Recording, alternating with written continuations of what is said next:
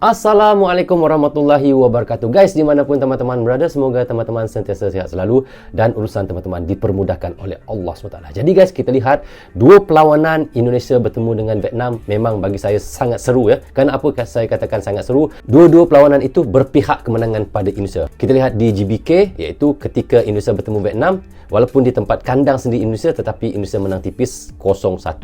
Dan kita lihat di Vietnam, walaupun di kandang Vietnam, ini yang sangat terbalik bagi saya.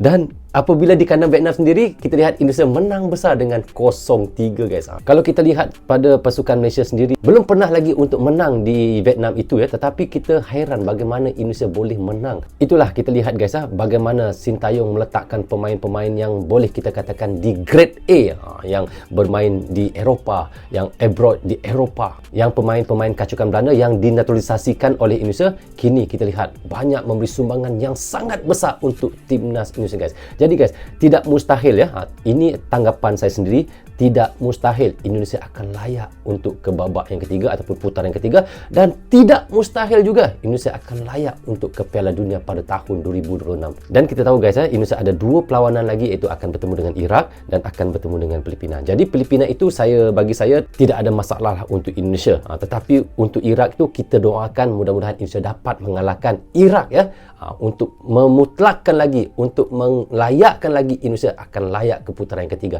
Dan secara otomatisnya kita tahu Indonesia akan layak ke Piala Asia jika sudah otomatisnya ke peringkat yang ketiga ataupun di putaran ketiga nanti. So guys, di sini saya mahu menyaksikan iaitu jujur daripada media Malaysia sendiri ya, di mana katanya timnas Indonesia makin ke hadapan, apa yang boleh kita belajar dari mereka. Itu yang dikatakan oleh media Malaysia ini guys. Jadi guys, tanpa basa-basi, ayo kita sama-sama simak video ini. Mari. Rozul Channel.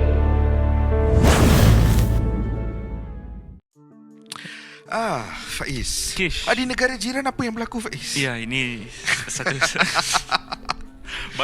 banyak DM yang masuk. Awak dapat banyak DM? Banyak. Bang, tolong bahas. Bahas.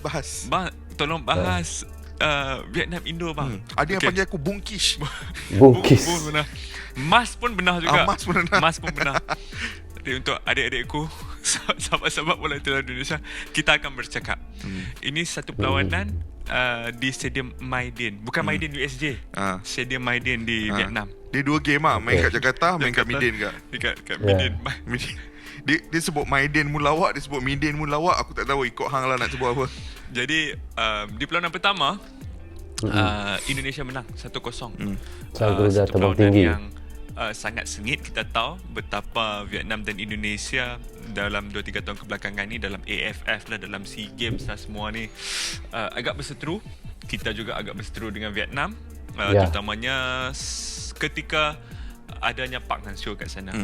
Jadi benar. 1-0 di GBK tu adalah 1-0 yang aku rasa perlawanan tu agak seimbang, sebab aku tengok perlawanan tu secara menyeluruh. Betul. Perlawanan Saya pun sangat sama. seimbang. Tetapi Sintayong hadir dengan beberapa muka baru. Ada pemain daripada Venezia, pemain centre back J.Itzes. Ada pemain Ragnar, aku, nama second dia tu susah sikit untuk aku sebut. Daripada Fortuna Sittard. Ya. Daripada Jerman. Dan juga ada beberapa lagi nama lain lah yang aku rasa ini adalah pemain-pemain heritage yang beraksi di liga-liga terbaik di Eropah. Terbaik ni maksud aku Venezia bermain di Serie B, standard yang tinggi juga. Fortuna Sittard pun Bundesliga 2. Kemudian dia yang ada yang main Eredivisie. Eredivisie top flight tu. Top flight. Ivar Jenner dekat FC Utrecht. Ivar Jenner. Eredivisie. Justin Hubner sekarang ni di Cerezo Osaka. J1. J-League 1. Ini pemain yang semua grade A yang tahap dia tinggi ya. Kita tak dapat pemain Venezia, kita tak ada kan.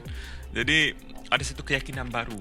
Ini juga menyaksikan ketiadaan beberapa pemain regular. Jadi ini bukan skuad yang 100%. Skuad yang dipenuhi dengan bintang-bintang utama Indonesia, tak. Aku rasa ada lagi bintang-bintang yang ditinggalkan daripada sama ada faktor kecederaan ataupun faktor-faktor lain. Tetapi yang paling menarik tumpuan aku adalah perlawanan di Midin. Di Midin yang menyaksikan kemenangan mutlak Indonesia 3-0. Wow. Jadi perlawanan tu dimulakan dengan gol daripada Jesus. gol pertama dia untuk timnas Jesus. daripada corner, dan seterusnya disusuli oleh satu gerakan individu yang sangat menarik daripada Ragnar. Sangat menarik gerakan individu daripada kiri, menjadikan kedudukan 2-0. Masa tu aku tengok Philip Truzier muka dah merah lah. Muka dah merah dah Philip Truzier. Dan di hujung-hujung perlawanan, Kish, ada the icing on the cake. Daripada Ramadan Sananta di bulan Ramadan. Minit 90 Ramadan tambah 8. Sananta ni star boy betul lah, Faiz. Starboy ya, Ramadan Sananta. 3-0. Kita pernah ke menang 3-0 di Vietnam? Tak pernah. Tak pernah. Tak pernah. Benar? Bear in mind Tak pernah. kita dah berapa kali benda ni aku akan tahu. Sebab banyak kali aku dah pergi Stadium Medan tu nak tengok national team, semua aku kalah. Semua aku pergi tu team kita kalah. Pemain-pemain yang terlibat dalam squad tu, kalau hampir tanya Zakuan ke, kalau hampir diorang semua akan cakap main kat Stadium Medan tu susah. Sebab bila penyokong penuh, depa kat sana suka main yang bunyi tu tau. Trumpet tu bising.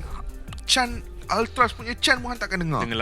Tenggelam. So memang it's a very weird environment lah. It's a place that can suck you in. Dia boleh suck you in. So bukan mudah apa yang Indonesia lakukan. Dan yang lebih menarik mereka lakukan kesemua perkara ni tanpa ada kompromi terhadap corak permainan. Ya, Tak benar. kisahlah siapa naturalisasi ataupun pemain heritage yang mereka bawa masuk, tak ada kompromi terhadap corak permainan yang diterapkan oleh Shin Tae-yong. Aku akan berbalik ke perlawanan lawan Iraq di Piala Asia. Itu ya. Hang Kita tengok lihat. cara dia pemain lawan Iraq hari itu. Dengan balls on the ground, dia menyerang relentless, tak ada nak duk main tinggi-tinggi. Yalah, striker kat depan tak tinggi pun, dia peletak je yang rendah-rendah. Ramadan Sananta is not the tallest. Okay, Tuhan Janaka letak is not the tallest. not the tallest. Apa nama penyerang? Strick. Strick, Rafa Strick, not the tallest. Attacking pemain midfield kau pun Ivar Jenner, not the tallest. Yang tinggi-tinggi Jenner. semua main belakang. Justin Hubner, Sandy Walsh, Jordi Amat di Piala Asia lah. Semua tinggi-tinggi kat belakang. At the front, they just played it on the ground dengan Marcelinho, Ferdinand, Ivar Jenner, Rafa Strick. That was the game yang buat aku go, oh my god, Indonesia like corak permainan mereka dah, it's insane. Dan tiba-tiba sekarang dia pemain lawan Vietnam, the same style of play, no compromises on your identity. Secara kesimpulan dia, Kish, dua perlawanan WCQ di bulan Mac, Di bulan 6 Mac. poin untuk Indonesia. Kita ucapkan tahniah lah untuk mereka. Dan kita nak juga review negara-negara ASEAN lain, tapi masa sangat mencemburui kita. Cuma kita boleh update lah, Philippines kalah 2 kali dengan Iraq, 1-0 dengan 5-0. Thailand melakukan kejutan di Seoul.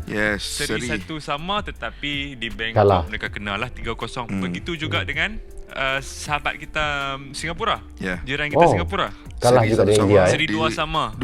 Hampir menang. Hampir menang. Sepatutnya menang di National Stadium Singapura, tetapi ke China mereka kalah 4-1. Jadi, teruk kalah di China. Itu sedikit sebanyak update daripada bola sepak ASEAN kita. Aku just nak cakap aku cukup suka dengan progres Indonesia. Aku cukup suka. Entah kenapa. Sebab ini adalah bukti bahawa kalau kita kekal berprinsip, tak kisah pemain apa yang keluar masuk, pemain mana keluar masuk, tapi kita kekal berprinsip. Berprinsip. Walaupun kekal berprinsip itu boleh melihat kita tewas 5-0 di Iraq pada bulan November ke Januari sebelum Piala Asia. Boleh, waktu tu semua dah nak kecoh dah. Indonesia kalah 5-0. Walaupun boleh lihat kita kalah macam tu, tapi at the end of the day akan dapat hasil macam ni. Kekal berprinsip. World Cup expanded now. Indonesia bahaya juga ni kalau mungkin ke World Cup ni. So okay guys, kita sudah pun tonton dan action tadi bagaimana kata oleh pengulas ataupun oleh iaitu yang bercakap tadi, iaitu mereka berdua daripada media Malaysia mengatakan jujur. Ini jujur daripada pandangan mereka berdua guys. Mereka melihat iaitu bagaimana Indonesia sekarang ini semakin ke hadapan bolanya ataupun sepak bola Indonesia ini dan semakin maju. Jujur dikatakan oleh media Malaysia tadi mengatakan tidak mustahil Indonesia mungkin akan layak ke Piala Dunia 2026. Itu tanggapan daripada media Malaysia, guys. Ini jujur daripada pandangan mereka, dan mereka sangat selut, sangat bangga dengan Indonesia kerana Indonesia dapat mengalahkan Vietnam 2 kali berturut-turut. Bayangkan di GBK 0-1 dan di Vietnam sendiri, Indonesia dapat mengalahkan di tempat kandang Vietnam sendiri. Indonesia dapat mengalahkan dengan 0-3. Dan jujur dikatakan oleh mereka tadi yang kita dengarkan, mereka mengatakan memang Malaysia belum pernah lagi untuk mengalahkan Vietnam di kandang Vietnam sendiri, tetapi lain kepada Indonesia dapat mengalahkan Vietnam di kandang mereka sendiri, guys.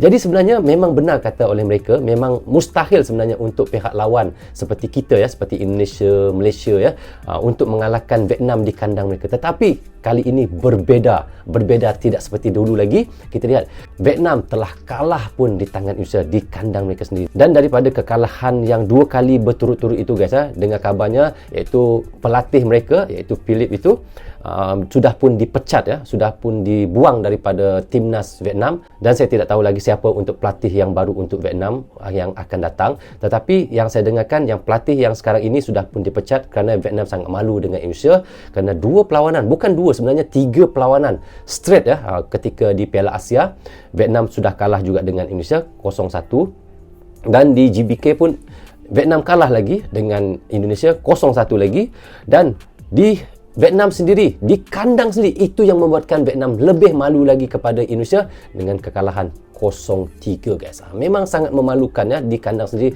hingga kalah besar seperti itu. Jadi, guys, apa yang dikatakan oleh media Malaysia ini memang benar sekali dan tepat sekali. Dan apa yang dikatakannya, Indonesia nampak peluang besar, ya, untuk ke Piala Dunia 2026, dan begitu juga tanggapan saya dan pandangan jujur daripada saya, Indonesia memang layak untuk ke Piala Dunia 2026. Apa yang saya harapkan selepas ini, apabila menentang Iraq pada bulan Juni ini, guys, timnas Indonesia akan memberikan persembahan yang terbaik. Itu yang kita sama-sama doakan. Jika Malaysia tidak lepas pun untuk ke Piala Dunia, saya harapkan sangat-sangat Indonesia bisa lepas untuk ke Piala Dunia, guys. Adalah wakil ASEAN untuk ke Piala Dunia pada tahun 2026. Sama-sama kita doakan, ya. Okey, guys, rasanya sampai di sini saja untuk reaction kita kali ini. Apapun, saya ucapkan terima kasih kepada anda yang sentiasa mendukung Brozo Channel daripada dulu hingga sekarang. Dan bagi teman-teman yang baru saja hadir, jangan lupa klik butang subscribe dan klik tombol loceng, tanda dukungan teman-teman kepada Brozo Channel. Yang baik semuanya datang daripada Allah SWT, yang salah dan silap datangnya daripada saya sendiri. Assalamualaikum, goodbye, bye-bye.